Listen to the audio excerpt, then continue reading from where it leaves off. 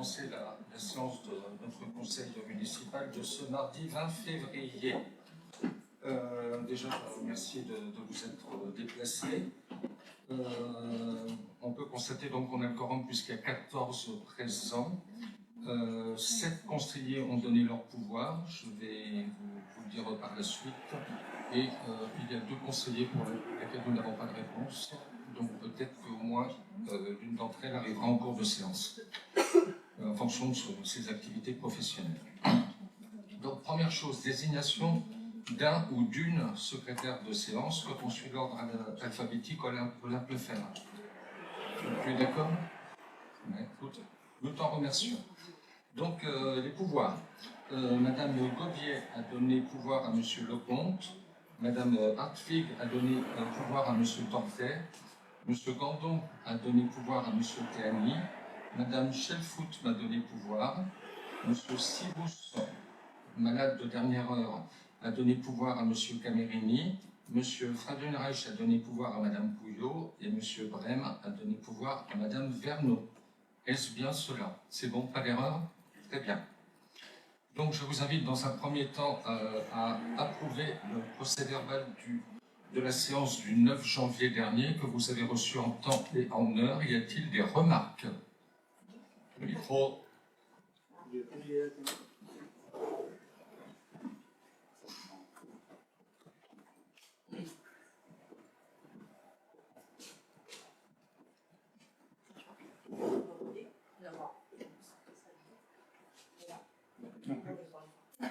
Non, c'est pas pour nous. Hein. C'est pour les... Jean-Jacques, tu peux laisser faire quelque chose pour le micro? Oui, c'était pour... Ah, il marche, il fonctionne. Il fonctionne, il faut que je parle devant, excusez-moi.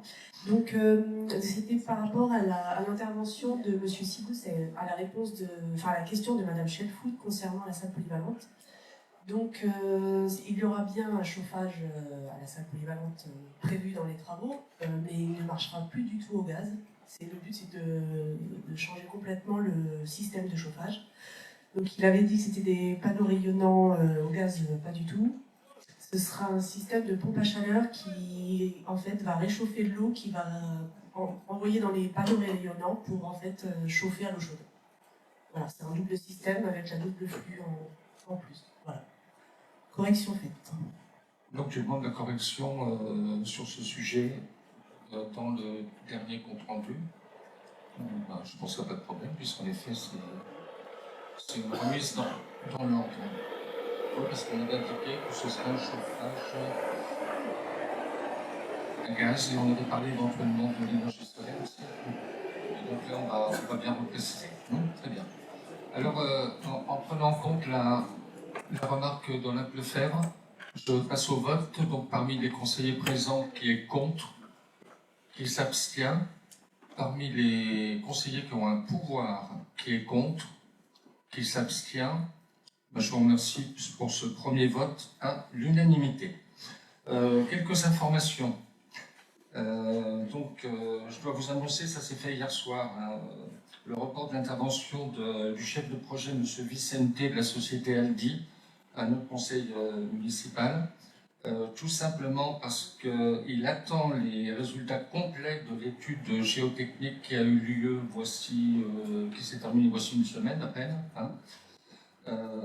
afin de bien pouvoir nous présenter un projet, le projet qui a aussi évolué sur certains points au regard de la dernière fois où il était venu, où on avait fait une réunion très large avec le conseil départemental, souvenez-vous. Voilà. Et donc, je lui laisserai le soin de nous apporter la primeur de ces nouveautés. Voilà.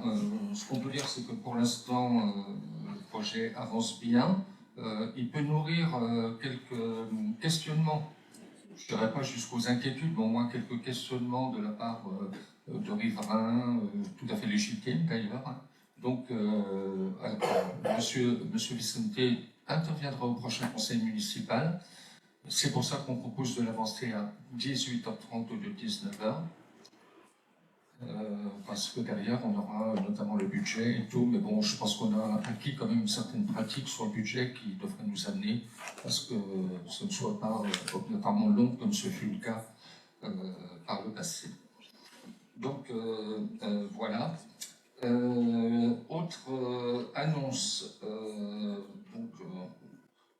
nous avons reçu une demande de fin de bail d'un particulier en date du 30 décembre. Donc c'est un particulier qui a adressé à la mairie son souhait de mettre fin au bail rural pour l'utilisation d'une parcelle située au lieu dit Les Fontenelles. Donc on va dire que pour aller vite, on va dire au-dessus des Bleuets, pour aller vite, hein, Bleuets maternels, hein, pour aller vite. Cette pâture donc, sera de nouveau proposée à la location. Une info sur les dates du centre aéré des vacances d'hiver, centre de loisirs sans hébergement, très exactement. Donc il aura lieu du 26 février, c'est-à-dire très prochainement au 2 mars. Les prescriptions annoncent déjà une trentaine d'enfants pour cette semaine de centre.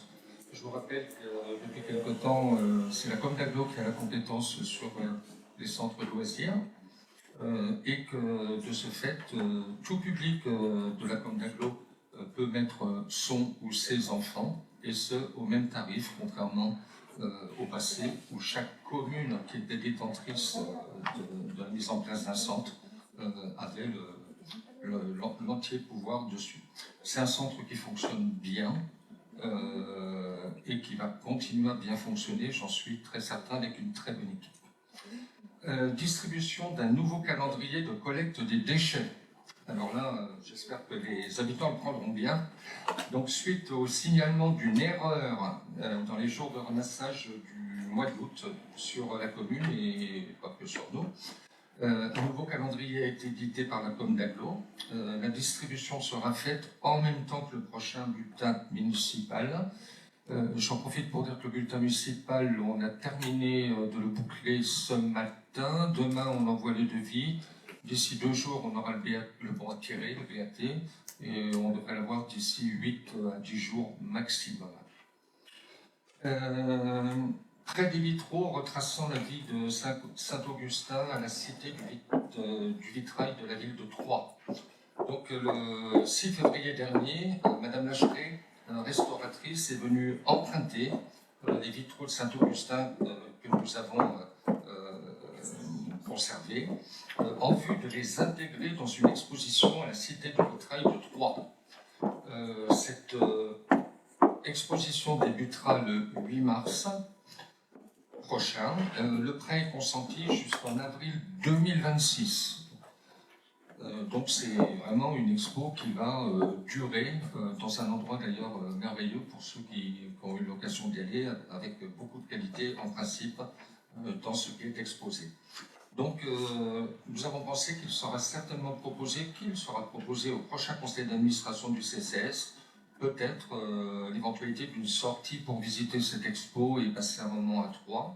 Et par ailleurs, je crois qu'on aura à réfléchir très rapidement à d'autres moyens de communication qui seront à réaliser auprès des habitants de la commune, voire une initiative peut-être en fonction des réponses.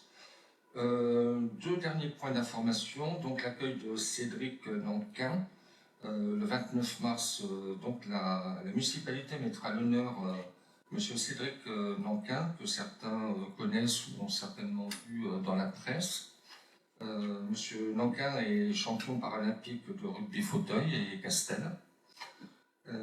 Et donc, dans le cadre d'une opération programmée médiathèque, école, donc municipalité aussi, puisqu'il y a la médiathèque, il est prévu de réaliser un reportage en collaboration avec les enfants, à partir d'interviews. On avait même parlé, je ne sais pas si ça se fera, d'interviews de médecins du sport. Je ne sais pas si ça se fera. Donc, afin de réaliser ce petit reportage, qui ensuite pourrait être vu par les enfants, par les familles, et là aussi on pourrait essayer de trouver une forme pour que ça soit vu plus largement par les habitants de la commune. J'ai même envie de le proposer d'ailleurs aux habitants du territoire, hein, pas seulement nous. Hein. Donc là il y a un petit groupe de travail qui se met en place autour entre autres de Jean-Jacques Théani et d'autres. Je ne sais pas si je dois citer tout le monde. Non, c'est rare. Bien. Afin de veiller à une bonne organisation, à un bon accueil et derrière à une bonne communication de cet événement. Dernier point d'information, donc le printemps des peintres. Oui, pardon. Juste la date de l'accueil. Alors, de tête le 29 mars. 29 mars. Matin. À l'heure du déjeuner. Voilà. Merci pour cette remarque pertinente. Bon. Donc, le dernier point d'information, le printemps des peintres. Donc, je vous rappelle qu'on avait le traditionnel printemps des peintres qui avait été arrêté au moment du Covid, qui ne reprendra pas sous sa forme habituelle, mais qui reprendra sous une autre forme. Donc, il y avait un appel aux peintres artistes, j'allais dire locaux, et saumons, hein, qui participaient précédemment, plus un appel plus large au cas où on ait d'autres habitants qui aient cette passion et une qualité aussi, il faut dire, culturelle. Et donc, ça se tiendra du 13 au 23 mars à la médiathèque. Donc, volontairement, une amplitude quand même d'une dizaine de jours. Et donc, l'appel de candidature a été effectué. Et donc, c'est Michaela, je pense, peut-être Jean-Jacques aussi, je n'en sais rien, qui verront avec les habitants quel tableau exposer. Donc, il y aura un peu un choix qui sera fait, bien évidemment. Pour la première fois, ce sera fait sans thème. Il n'y aura pas de thème spécifique. Alors, je ne sais pas si les enfants des écoles sont associés.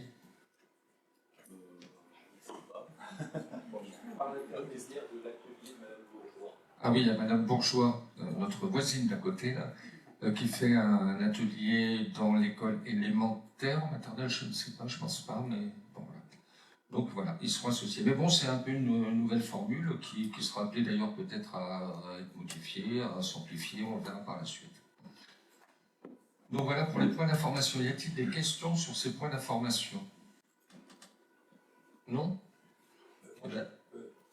Oui. J'ai pas de questions particulières, mais simplement une petite précision concernant Cédric Nankin.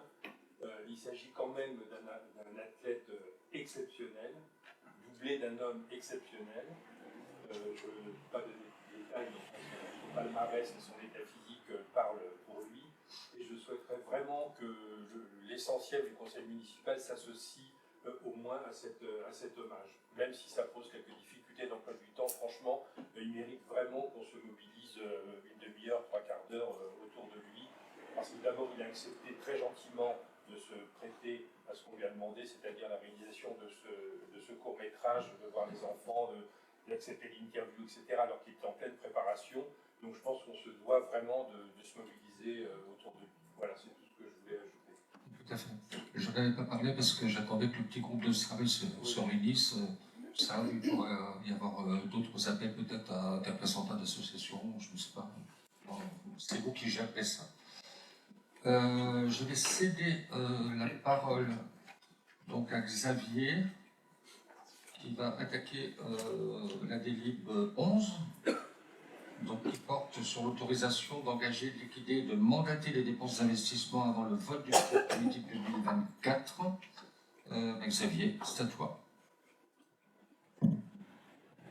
Bonsoir ou bonsoir, délibération numéro 11.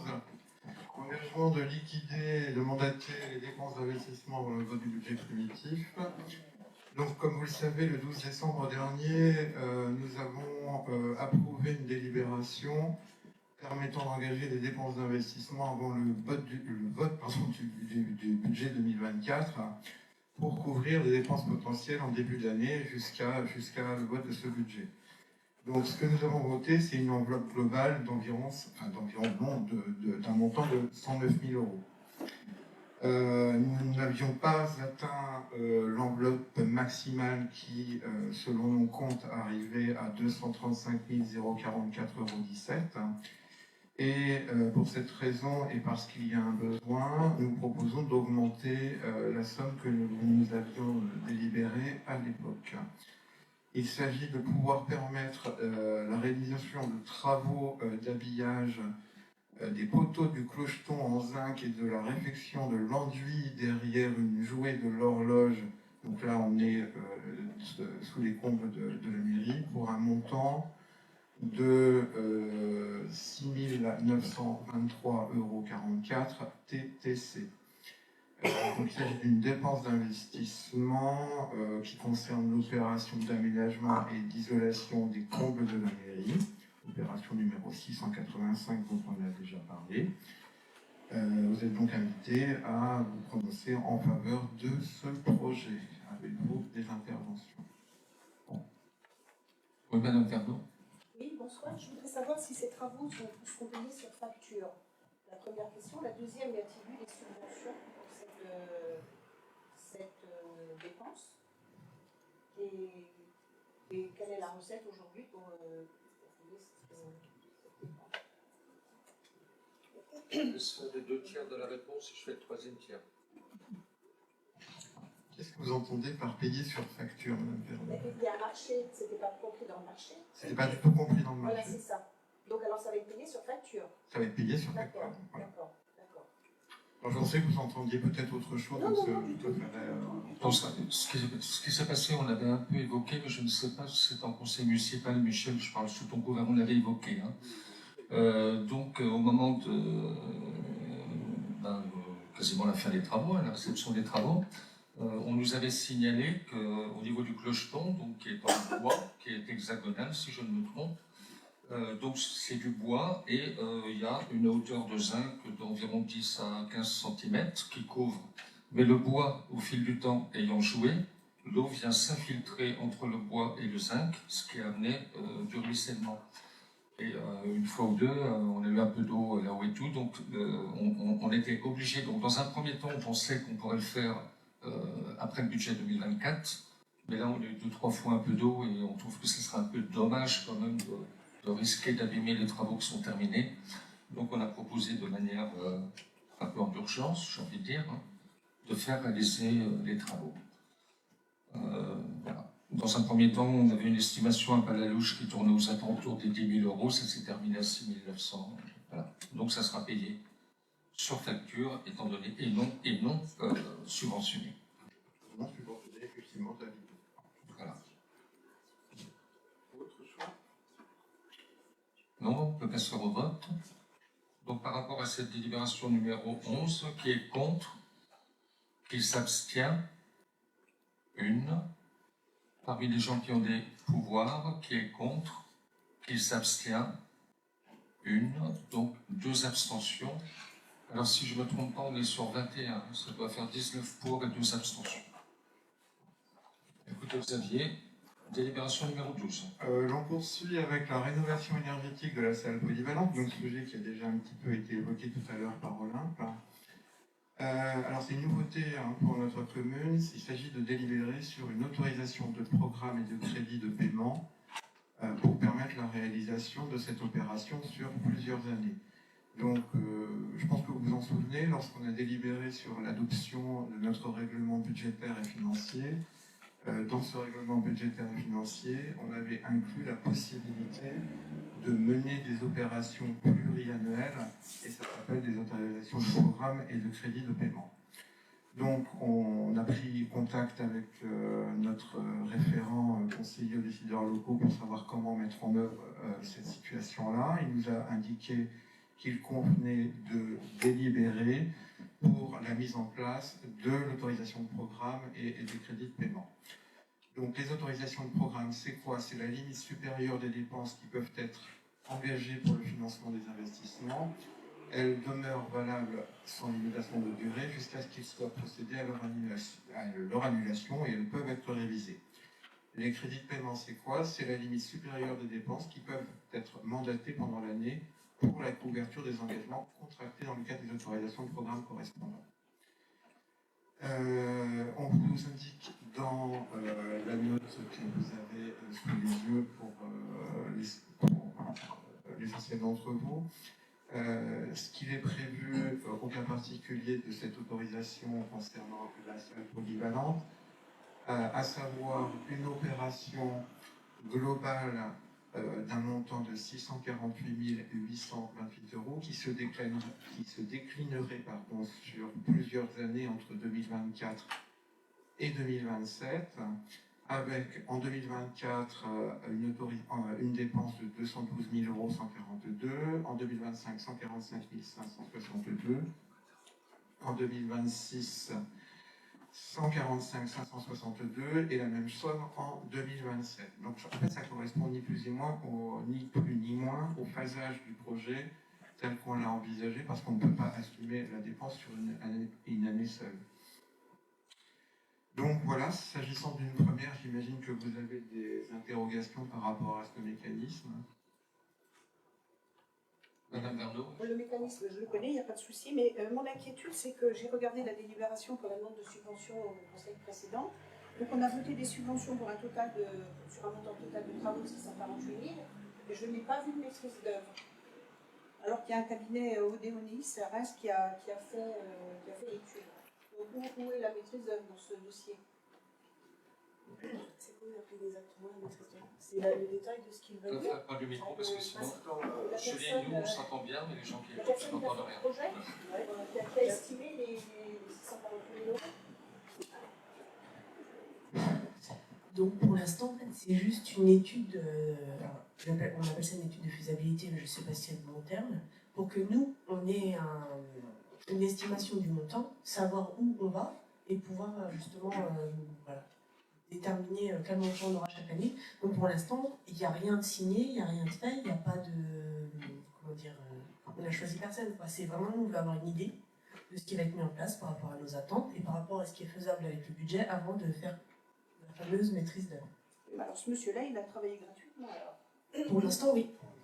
Pour le moment, oui. Bon, bah tant mieux. Et on a fait appel, voilà, tu as rencontré aujourd'hui. Un deuxième architecte, exactement, pour justement faire un devis comparatif sur les mêmes demandes. Voilà. Donc il y a pour l'instant rien n'est acté. Et ma deuxième question, pourquoi jusqu'en 2027 alors? Parce qu'on n'aurait pas pu faire 2024-2025? Ça correspond au phasage du projet tel qu'on l'a envisagé Oui. pour que ce soit le moins douloureux possible. D'accord. Et c'est un phasage, pardon du terme, logique. C'est-à-dire qu'on a essayé de distinguer ce qu'il fallait faire en priorité et de le faire dans l'ordre naturel des choses. Pour compléter la réponse de Xavier, Xavier a répondu à l'énoncé de votre question. Moi, je vais répondre à l'énonciation de votre question. Ça dépassera le mandat Oui, bah, d'un an. oui. Voilà, c'est comme ça. C'est la différence entre l'énoncé et l'énonciation. Voilà. On a bien vu. Ce qui arrive très fréquemment dans les communes, Madame Bernot, hein. Merci. Très bien. D'autres remarques? C'est bon? On peut y aller. Bon, c'est un dossier qui est bien engagé, il y a beaucoup de travail derrière. On va voir comment ça se finalise.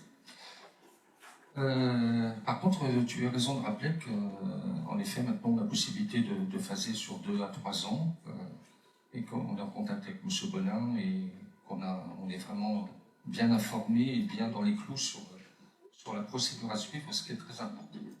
On va passer au vote. Donc, parmi les conseillers présents, qui est contre? Donc, 1. Qui s'abstient? 1. Parmi les conseillers qui ont un pouvoir, qui est contre? Qui s'abstient? Ok. Donc, sur 21, nous sommes avec 1 contre, 3 abstentions, 17 pour. C'est bien cela? Merci. Pardon? C'est bon? Merci. Je vais me donner la parole.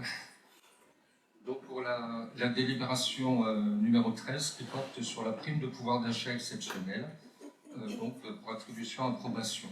Alors vous avez eu dans vos notes en tant que conseillers municipaux, si je ne m'abuse, 3 pages et demie de notes. Je ne vais pas vous infliger une relecture complète, mais j'ai un petit résumé, mais je me tiendrai à votre disposition évidemment pour toute question. Donc, je vous rappelle que cette prime de pouvoir d'achat exceptionnelle a été créée afin d'amortir le choc de l'inflation et de soutenir le pouvoir d'achat des agents publics. Je vous rappelle par ailleurs qu'il existe la fonction publique territoriale, la fonction publique d'État et la fonction publique hospitalière. Saisie de cette question, la commission du personnel, réunie le 13 février dernier, a émis à ce sujet un avis unanimement favorable. Au niveau des employés communaux, la très grande majorité peuvent y prétendre au regard de leur situation administrative et statutaire. Les montants pouvant être alloués varient en fonction de la rémunération brute de l'agent sur la période de référence allant du 1er juillet 2022 au 30 juin 2023. Je rappelle en gros que plus on gagne, moins on a de primes, moins on gagne, plus on a de primes. Sur la commune, il n'y a qu'un agent qui ne peut pas y prétendre au regard donc de ses revenus étant en... oui, pardon, 3, mais 1 au regard de ses revenus. Et 2 pour d'autres raisons.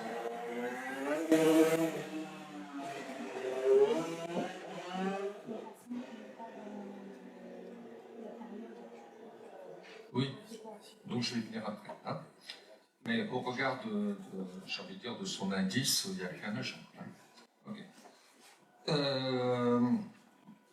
Donc, c'est une prime qui n'est pas reconductible. Et donc, après discussion en commission des personnels, donc je vous propose de verser cette prime en un virement unique, comme nous le demande le décret, avant le 30 juin 2024, selon la répartition qui va, selon les agents, de 350 €, alors pour l'année ou proratisé sur l'année, à 800 € pour les rémunérations les moins élevées. Je précise que la présente délibération entrera en vigueur uniquement le 28 mars 2024. Pourquoi ? Tout simplement parce que cette décision doit être postérieure à celle du comité social territorial du centre de gestion qui se réunit lui-même le 27 mars prochain. S'il y a des questions, n'hésitez pas. Oui, parle dans le micro.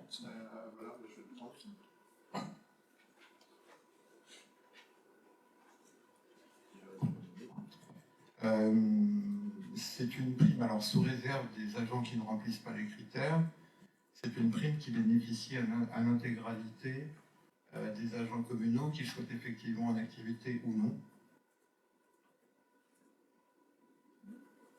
Oui. D'accord. Alors pour les agents qui ne sont pas en activité actuellement et depuis une longue durée, nous bénéficions d'une compensation sur les rémunérations que l'on prend en charge, une compensation qui n'est pas intégrale. Est-ce que cette prime a vocation à intégrer ce mécanisme de compensation?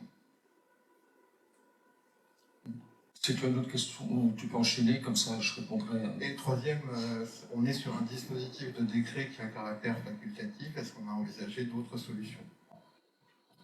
Alors, donc, il s'agit donc d'un décret donc, du 31 octobre dernier. Je rappelle qu'au départ, cette prime était imposée pour la fonction publique d'État et pour la fonction publique hospitalière et relevait d'un caractère facultatif pour la fonction publique territoriale. Ça, c'est le premier point. Après coup, ça a beaucoup évolué puisque, bien évidemment, les agents, les fonctionnaires de fonction publique territoriale se sont dit prime du pouvoir d'achat pour les autres et pas pour nous. Donc, on en est arrivé là. Alors maintenant, deux choses. Donc, la première, c'est que dans mon esprit, dans l'esprit, je pense, du législateur et dans l'esprit de toutes les communes qui ont mis en place cette prime, il s'agit d'une prime du pouvoir d'achat. Donc, à ma connaissance, les gens qui ne sont pas en exercice, pourquoi ne sont-ils pas en exercice? Certains pour des raisons de congé maladie. A-t-on, nous, à juger?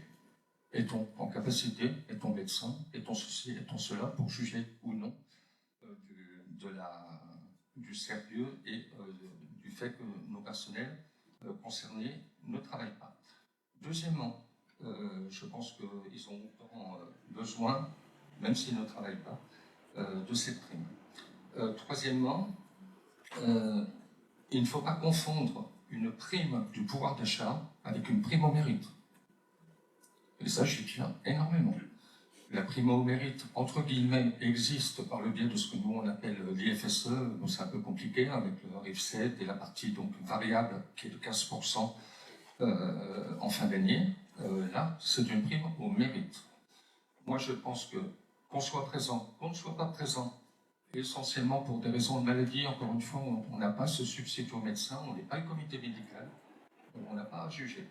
Par ailleurs, le seul moyen de détourner en effet ce décret serait d'instaurer une prime communale avec nos propres points, nos propres... Mais j'ai envie de dire, si on le faisait, je crois que ça ouvrirait quand même la porte à une possibilité de bien moindre objectivité. Que ce soit de la part du conseil municipal actuel ou d'un futur conseil municipal. Et ça, j'y tiens énormément. Je ne veux pas confondre une prime pour le pouvoir d'achat avec, en effet, une prime au mérite. Ceci étant, je comprends très bien le sentiment, et en tant qu'adjoint aux finances, je comprends très bien aussi ton raisonnement. Y a-t-il d'autres interventions? Bruno, donne le micro. Oui, c'est juste que tu n'as pas répondu à la question.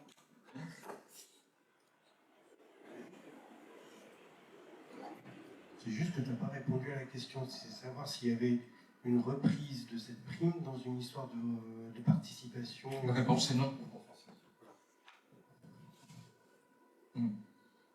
Okay. Très bien. Y a-t-il d'autres interventions? Isabelle, je pense. Non? Non. Donc, je vous rappelle qu'au sein de la commission RH, ça a été voté à l'unanimité. Oui, voilà. Très bien. Donc, passons au vote sur la délibération numéro 13, qui est contre, qui s'abstient. 2. Parmi les personnes qui ont un pouvoir, qui est contre, qui s'abstient. Très bien. Donc 19 pour, 2 abstentions. Nous allons passer à la délibération numéro 14. Alors là, on est dans un enchaînement de délibérations qui concernent donc les avancements de grade. Donc là aussi, étant donné qu'à chaque fois on a la même formule dans notre note, je ne vais pas tout répéter à chaque fois, mais je vais faire un condensé pour chacune.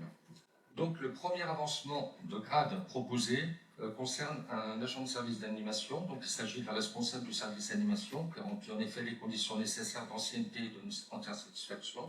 Pour cet agent, je vous propose donc d'accepter la suppression d'un emploi au grade d'adjoint territorial d'animation principale de 2e classe à temps complet à hauteur de 35 heures hebdomadaires relevant de la catégorie C à compter du 1er janvier 2024. Vous avez dû voir en lisant votre document qu'en fait il y a 3 propositions d'avancement de grade, un qui concerne une agent du service animation, un qui concerne une agent du service administratif et un qui concerne un agent des services techniques. Y a-t-il des remarques? Très bien, on va passer au vote directement. Qui est contre? Qui s'abstient? Merci. Pour les pouvoirs, qui est contre? Qui s'abstient? Merci. Donc, vote à l'unanimité d'intérêt. Le deuxième avancement de grade proposé donc, concerne un agent des services techniques. L'agent concerné est employé de la commune depuis 2009. Il s'agirait pour celui-ci de son premier avancement de grade dans le déroulement de sa carrière. Là aussi, son application s'amène à servir donnant entière satisfaction. Je vous propose d'accepter pour cet agent la suppression d'un emploi d'adjoint technique territorial à temps complet à hauteur de 35 heures hebdomadaires relevant de la catégorie C à compter du 1er janvier 2024. Donc vous avez vu qu'à chaque fois, c'est avec effet rétroactif au 1er janvier. Des remarques? Enchaînons. Qui est contre? Qui s'abstient? Pour les pouvoirs, qui est contre? Qui s'abstient? Donc nouveau vote, 21, unanimité. Donc le troisième avancement concerne un agent du service administratif. Il s'agit pour l'employé communal concerné de son premier avancement de grade de sa carrière, sachant qu'elle compte dans les effectifs communaux depuis 2007. Son travail étant très satisfaisant, je vous propose donc la suppression d'un emploi d'adjoint administratif territorial à temps complet à hauteur de 35 heures hebdomadaires relevant de la catégorie C. Pardon. Oui, alors je reviendrai. à compter du 1er janvier 2024. Alors c'est un agent qui a parti de son temps sur du secrétariat administratif et partie de son temps sur de l'animation. Donc après renseignement pris auprès du centre de gestion, on ne peut faire l'opération que sur, enfin on prend un poste comme support pour faire l'opération. C'est bien cela. Donc on a pris celui donc d'adjoint administratif. Ça ne changera rien du tout en termes de paye, c'est pas proratisé de chaque côté, n'importe comment c'est le même niveau. Bon, je vous rappelle que ces 3 agences sont de catégorie C. Y a-t-il de remarques, des questions? Donc passons au vote. Qui est contre? Qui s'abstient? Parmi les pouvoirs, qui est contre? Qui s'abstient? Donc nouveau vote à l'unanimité. Je vous remercie pour ces 3 agents. Pour mémoire, selon les années, on essaie de passer 1, 2, 3 avancements de grade parmi les gens qui peuvent prétendre. Il faut savoir que tout le monde ne peut pas prétendre, il y a des conditions d'ancienneté et autres. Pour qu'on passe aux délibérations, c'est les personnes demandent aussi à passer de grade? Ça vient pas du tout d'eux? Ça vient du centre de gestion, la liste. C'est le centre de gestion qui nous envoie annuellement la liste des gens qui sont promouvables. Parmi ces gens promouvables, il appartient au conseil municipal et au maire de proposer un certain nombre d'entre eux. Ça peut être 0. Hein, c'est déjà arrivé que ce soit 0 d'ailleurs. Hein. Par contre, il existe une autre promotion interne qui est complètement différente, là où, selon les différentes catégories, animation, administratif et autres, les gens peuvent postuler, mais là, ce n'est pas nous qui maîtrisons, c'est le centre de gestion, c'est départemental. Le département met tant de places disponibles, je dis n'importe quoi, les 2 sur l'animation, il y a 50 candidatures, hop, ils en prennent 2, mais là, ce n'est pas nous du tout. Hein, voilà. Je rappelle que les avancements dans la catégorie C relèvent de quelques points. Donc, je veux dire, on ne passe pas des salaires mirobolants pour autant, et ce sont des agents qui travaillent déjà depuis un certain temps avec. Très bien, je vous remercie vraiment pour ce vote que nous porterons la connaissance des agents dès demain. Je vais passer la parole à Frédéric Léandre pour le point qui concerne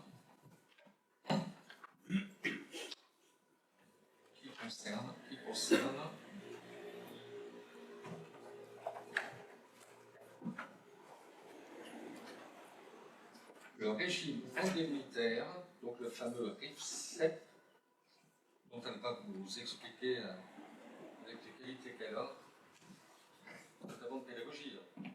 Frédéric.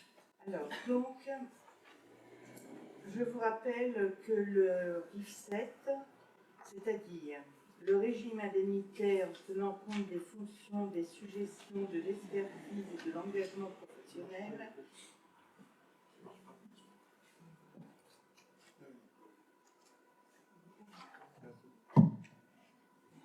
merci. Donc, ce RIF 7 a été mis en place en 2020, le 10 juillet. À l'époque, nous avions proposé un mode de reversion selon si les personnes étaient en arrêt maladie, qui avait été retoqué par le centre de gestion.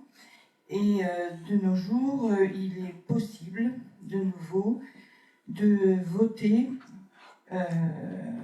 le fait que les personnes en arrêt maladie ne puissent pas, ne perçoivent pas l'intégralité de leur IFSE, au prorata évidemment de leur temps d'absence. Alors, jusqu'à présent, seuls les agents en arrêt maladie longue durée, maladie grave,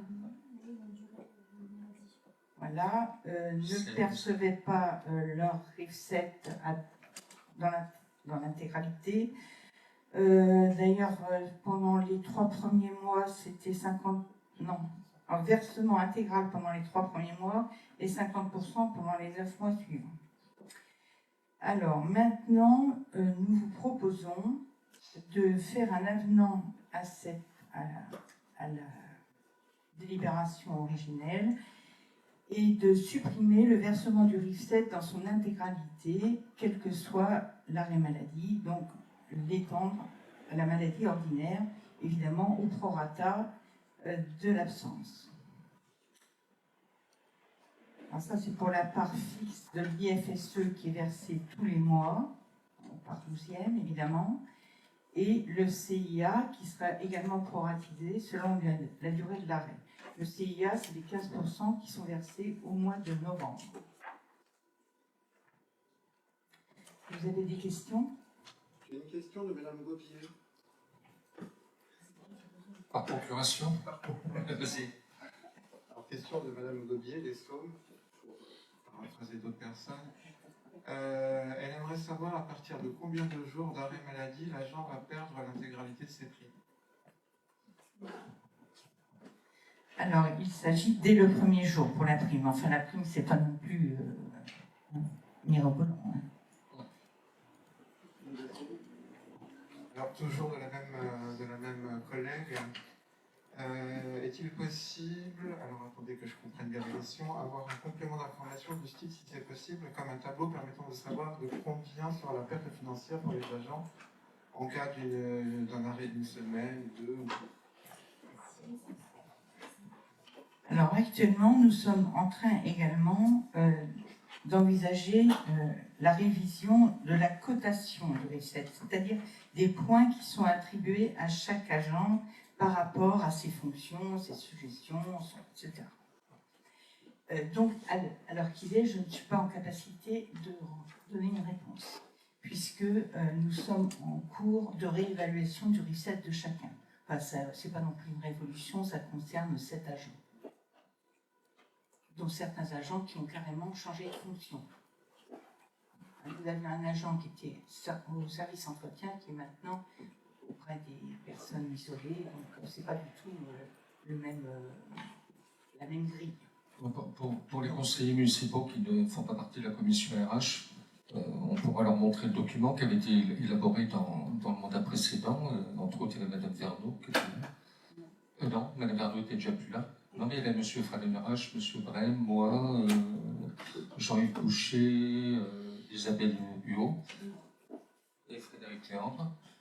Ça avait fait l'objet de séances très tardives de travail, parce que justement le souci c'était de créer de l'objectivité pour que les gens reçoivent leurs points. Donc c'est très complexe. Vous avez par exemple un item, et en fonction de cet item et en fonction de la fiche de poste, je dis bien la fiche de poste, je ne parle pas du travail effectué, la fiche de poste, la personne, là, mettons ça va de 1 à 5, elle peut avoir 1, 2, 3, 4 ou 5. Si il peut y avoir l'aspect du danger, par exemple, il peut y avoir l'autonomie, il y a les diplômes, donc c'est très compliqué, je ne sais même plus combien il y a de critères, mais il doit y en avoir une bonne quarantaine, ou moins facile, 50.